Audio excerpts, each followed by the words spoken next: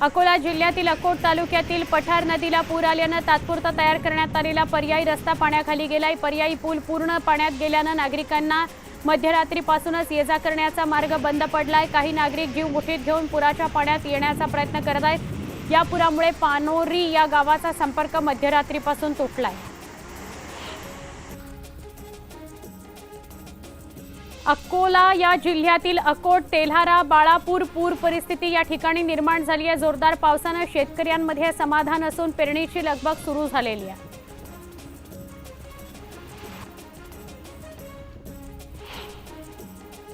वाशिमच्या कारंजा शहरात अतिवृष्टी झाली आहे। या पावसाने शहरात ठिकठिकाणी पाणी साचलंय। नाले सफाईचं पितळ उघडं पडलंय। घरं आणि दुकानात 1 ते 1.5 फुटापर्यंत पाणी साचल्याचं दिसून येत आहे।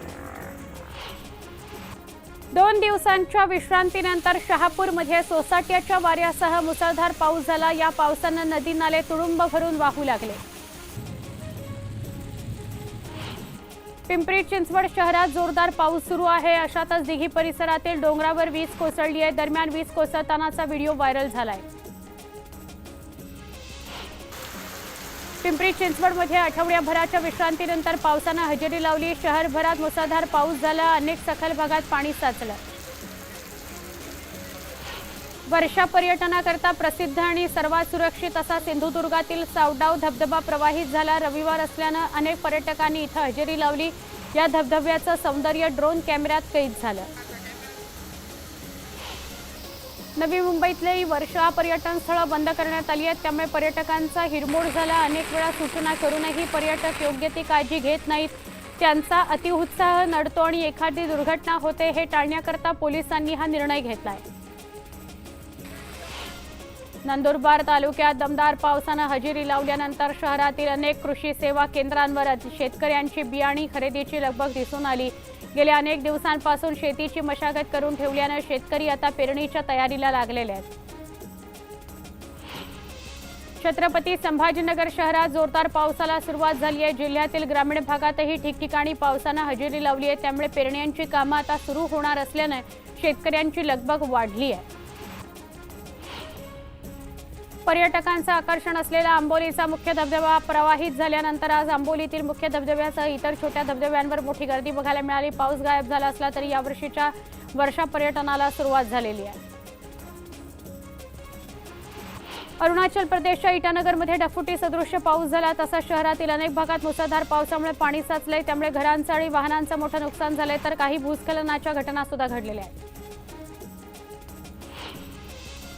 पुण्यातील नामांकित हॉटेलमध्ये ड्रग्ज विक्री होत असल्याचं समोर आलंय। एफसी रोडवर एका नामांकित हॉटेलमधील व्हिडिओ व्हायरल झालाय। त्यानंतर पुण्यातील ड्रग्ज प्रकरण पुन्हा एकदा चर्चेत आलंय।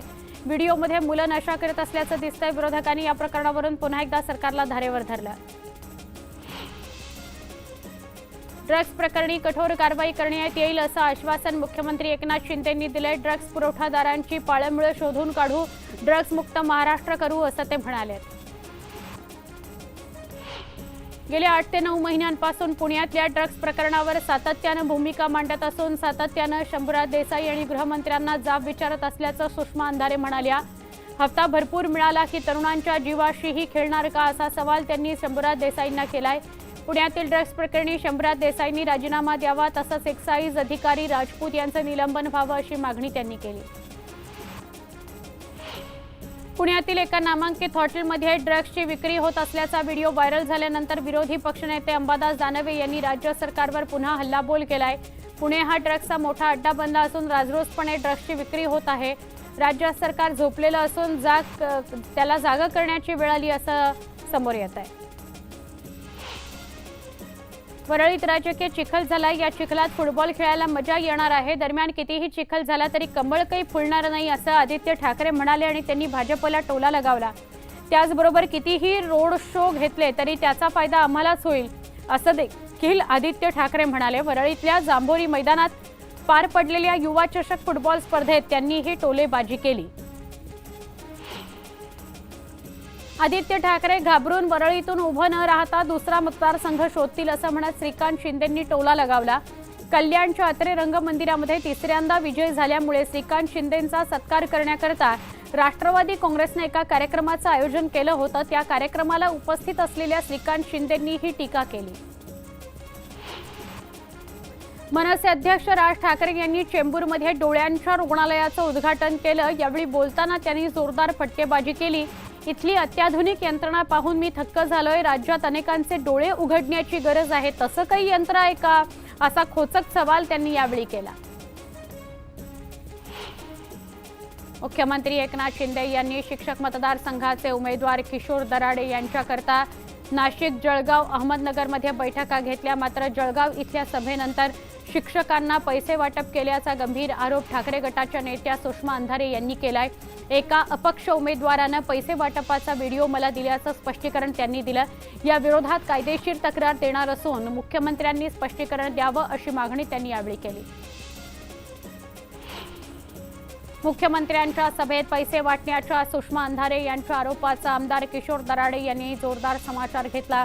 अशा पद्धतीनं आरोप करणार यांची मला कीव येत असून त्यांच्याकडे कुठलेही मुद्दे नसल्यानं खोटे आरोप करत असल्याची टीका दराडे यांनी केली। सुषमा अंधारेंना काही काम नाही म्हणून ते असे आरोप करतात। पोलिंग एजंटच्या याद्यांबरोबर खर्चासाठी 500 रुपये मात्र दिले जातात। काहीतरी विषय घेऊन त्याचा कांगावा करायचा अंधारेंचा हेतू आहे, असं म्हणत गुलाबराव पाटलांनी स्पष्टीकरण दिलं। मंत्री शंभूराज देसाईंनी सुषमा अंधारेंचे आरोप फेटाळले। अंधारेंनी शेअर केलेल्या व्हिडिओशी शिवसेनेचा संबंध नाही। निवडणुकीत पराभव दिसल्याने पराभवाची कारणं शोधण्याचा उबाठाचा हा केविलवाणा डाव आहे, असा शंभूराज देसाईंनी पलटवार केलेला आहे।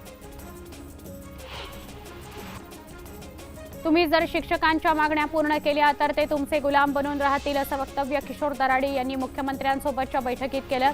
या वक्तव्याचा विवेक कोल्हे यांनी निषेध केला असून या गुलामगिरीच्या वृत्तीविरोधातच मी मैदानात उतरल्याचं त्यांनी म्हटलंय।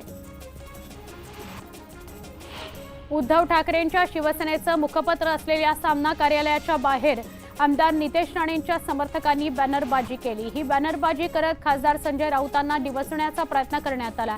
सकाळच्या भोंग्याला पुरून उरणारा वाघ अशा आशयाचे बॅनर लावण्यात आले। नितेश राणे यांच्या वाढदिवसानिमित्त राणे समर्थकांनी हे बॅनर लावलेले आहेत।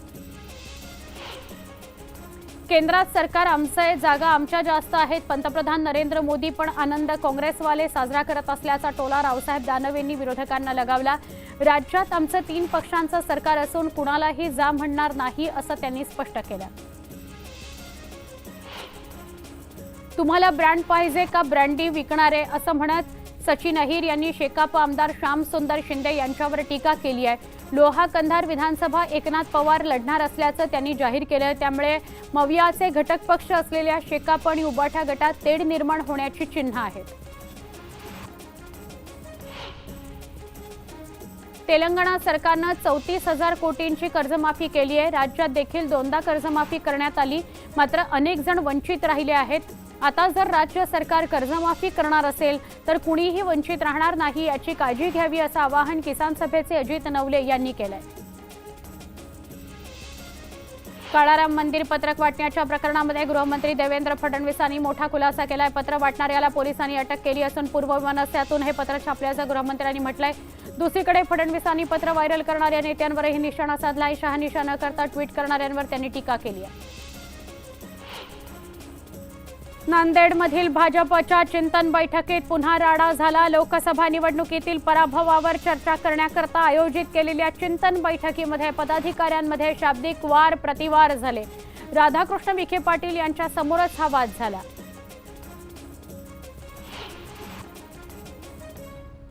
सत्ताधाऱ्यांनी राजकारण गलिच्छ केलंय। घर फोडा, पक्ष फोडा हेच सुरू आहे, मात्र मराठी माणूस विकला जाणार नाही, असं सुप्रिया सुळे म्हणाल्या। तर शेतकऱ्यांचे प्रश्न, महिलांवरचे अत्याचार याबाबत संसदेत प्रश्न उपस्थित करणार असल्याचं सुप्रिया सुळे म्हणाल्या।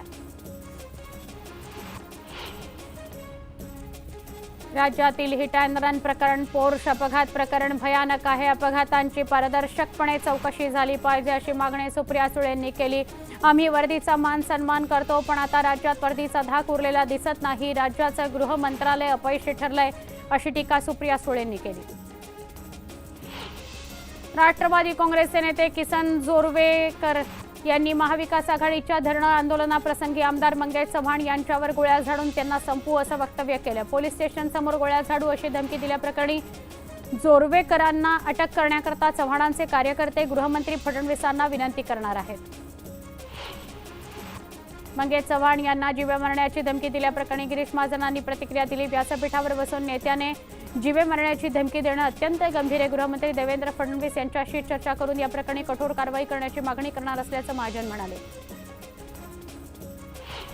बीडच्या हिंगणी खुर्द गावात शरद पवार गटाचे आमदार संदीप क्षीरसागर यांना पंकजा मुंडेंच्या समर्थकांनी घोषणाबाजी करत गावाबाहेर काढलं। लोकसभा निवडणुकीत त्यांनी मुंडेंच्या विरोधात काम केल्याचा राग मनात ठेवून यावेळी त्यांनी घोषणाबाजी केली। हा विरोध पाहून आमदार क्षीरसागर यांनीही काढता पाय घेतला।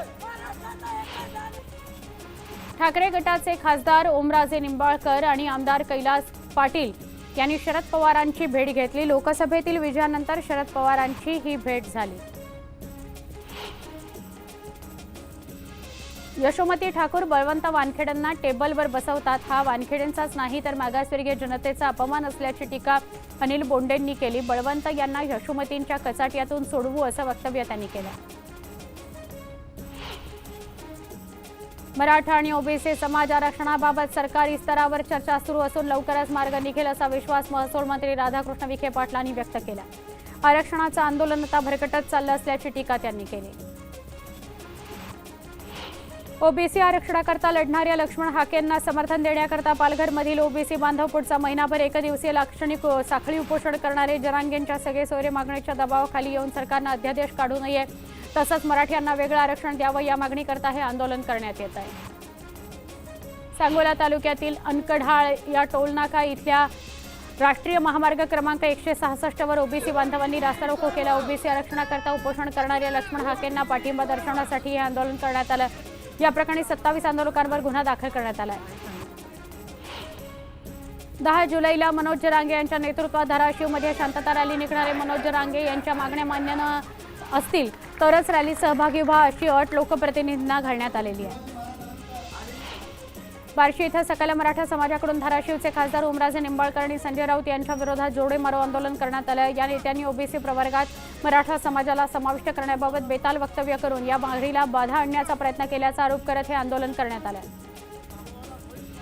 वर्सोवा खाडीजवळच्या कामात जेसीबीसह अडकलेल्या मजुराच्या कुटुंबाला 50 लाखांची मदत देण्यात आली। मुख्यमंत्री एकनाथ शिंदे यांच्या हस्ते राकेश यादव याच्या कुटुंबाला मदतीचा धनादेश सुपूर्द करण्यात आला। अक्कलकोट तालुक्यातील सलगर गावात ग्रामदैवत हनुमानाच्या कारुणी यात्रेला सुरुवात झाली।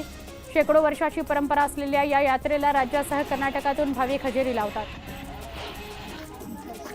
अभिनेता आमिर खाननं वर्ध्याच्या सेवाग्राममध्ये भेट दिली। पाणी फाउंडेशनच्या कामाकरता आला असता आमिरनं आश्रम परिसरात भेट दिली। बापूंच्या आश्रमात पहिल्यांदा चालू असून इथेच या वेगळी एक ऊर्जेचा अनुभव बघायला मिळतो असं ते म्हणाले। संत सखाराम महाराजांच्या पायी दिंडी सोहळ्याला सुरुवात झाली। अमळनेरच्या वाडी संस्थांमधून दिंडी सोहळा निघाला। या सोहळ्यात वृद्ध वारकरी महिला डोक्यावर तुळशी वृंदावन घेऊन विठ्ठल नामात दंग झालेल्या बघायला मिळाल्या। काँग्रेस सरकारच्या विरोधात आंदोलन करणं चांगलं संघटन आलंय। काँग्रेसच्या चिकलफेक आंदोलना प्रकरणात माजी आमदारांसह 20 कार्यकर्त्यांवर गुन्हे दाखल करण्यात आले आहेत। बुलडाणा पोलीस ठाण्यात गुन्हा दाखल करण्यात आला असून यात राहुल बोंद्रे यांचाही समावेश आहे। खराडी केशवनगरला जोडणारा पूल गेली 5 ते 6 वर्षांपासून रखडला आहे। त्यामुळे पुणे पालिकेच्या विरोधात काँग्रेसच्या उपाध्यक्ष संतोष पाखरे आणि स्थानिक नागरिकांनी शोले स्टाईल आंदोलन केलं।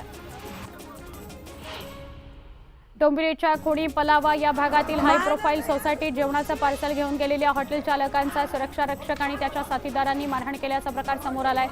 हॉटेल चालक अभिषेक जोशी यांना इमारतीत जाण्यास मज्जाव करण्यात आला। यावेळी झालेल्या वादातून ही मारहाण झाल्याची माहिती मिळते। या प्रकरणी जोशी यांनी मानपाडा पोलीस ठाण्यात गुन्हा दाखल केलेला आहे।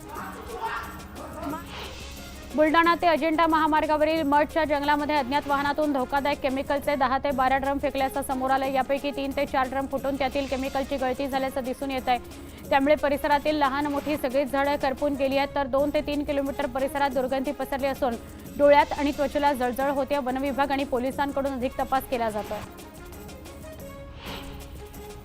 धुळ्यामध्ये गावठी कट्ट्यासह जिवंत काडतूस बाळगणाऱ्याला अटक करण्यात आली आहे। त्याच्याकडून 4 जिवंत काडतूस जप्त करण्यात आली आहेत। गोपनीय माहितीच्या आधारे ही कारवाई करण्यात आली आहे। पुणे सोलापूर रस्त्यावर यवतजवळ एसटी बसचा अपघात होऊन 30 जण जखमी झाले। जखमींमध्ये काहींची प्रकृती चिंताजनक आहे। ही बस पंढरपूरहून मुंबईकडे निघाली होती मात्र यवतजवळच्या सहजपूर गावाच्या हद्दीत एका झाडाला ही बस धडकली। अपघातानंतर जखमींना लोणी काळभोर इथल्या खासगी रुग्णालयात दाखल करण्यात आले।